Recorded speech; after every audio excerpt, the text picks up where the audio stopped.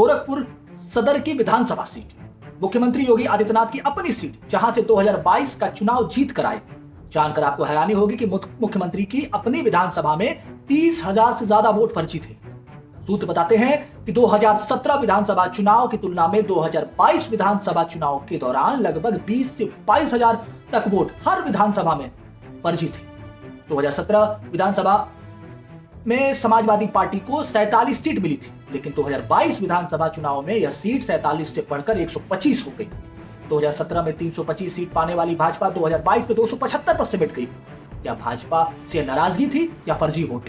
फर्जी वोट का मतलब क्या, इसको जरा आसान भाषा में समझते हैं। एक व्यक्ति जो भारत का नागरिक नहीं लेकिन वोटर लिस्ट में नाम, किसी व्यक्ति का नाम एक जगह से ज्यादा वोट हो, फर्जी पता एड्रेस हो, काल्पनिक वोटर जैसे विवाह नहीं हुआ लेकिन पत्नी बेटे बेटी का नाम, एक परिवार में 2 भाई हैं लेकिन 3 का नाम दर्ज है भाई के नाते, यह फर्जी वोट में आते हैं। उत्तर प्रदेश के अंदर इस तरह के वोट लगभग हर विधानसभा में साल दर साल इसमें बढ़ोतरी ही होती जा रही है।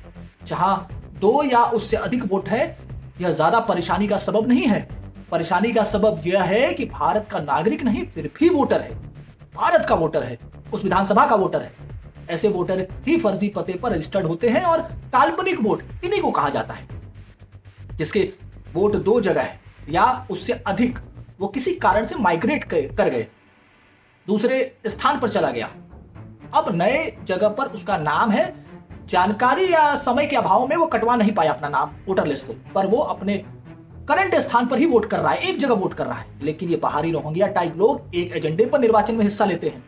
जो दल उनके अधिकारों की बात करता है, रहने के लिए घर की घोषणा करता है, नागरिकता देने की बात करता है, ये उनके वोटर बन जाते हैं। इनका भारत, भारत माता, भारत की समृद्धि, भारत का विकास, भारत की संस्कृति, भारत की परंपरा और सभ्यता से कोई लेना देना नहीं है। ये अपनी संस्कृति परंपरा को लागू करते हैं जहां जाते हैं। लूटपाट वाली, कब्जा वाली, बलात्कारियों वाली संस्कृति। एक समय में देश में मुट्ठी भर अंग्रेज घुसे और पूरे भारत पर कब्जा कर लिया। ऐसी ही कुछ स्थिति परिस्थितियां फिर बन रही हैं रोहिंग्या को लेकर। अब तो बहुतों ने वोटर कार्ड, आधार कार्ड और भी ऐसे सरकारी दस्तावेज बनवा लिए। भारत में निर्वाचन का हिस्सा है। ये रोहिंग्या भारत के लोकतंत्र की नींव में घुन है, धीरे धीरे सब खा जाएंगे। बिहार में राहुल गांधी, तेजस्वी यादव इन्हीं फर्जी वोटरों के अधिकार के लिए यात्रा कर रहे हैं। सत्ता की भूख इतनी है कि इस यात्रा के बहाने एक तीर से 2 निशाने लगाने की तैयारी है। एक, फर्जी वोट जो कि बेस वोट है इनका, वो उससे फिर जुड़ जाए। बांग्लादेश की तरह फर्जी वोट के नाम पर भारत में अराजकता का माहौल बनाया जा सके। 2027 विधानसभा चुनाव की लाइन बिहार से खिंच चुकी है। बूथ लूट कर चुनाव जीतने वाले अब नया हथकंडा अपनाने को आतुर हैं। तभी तो ईवीएम नहीं, बैलेट पेपर चाहिए, फर्जी वोटर चाहिए, जिससे कार्यकर्ता 2 या 2 से अधिक वोट कर सके।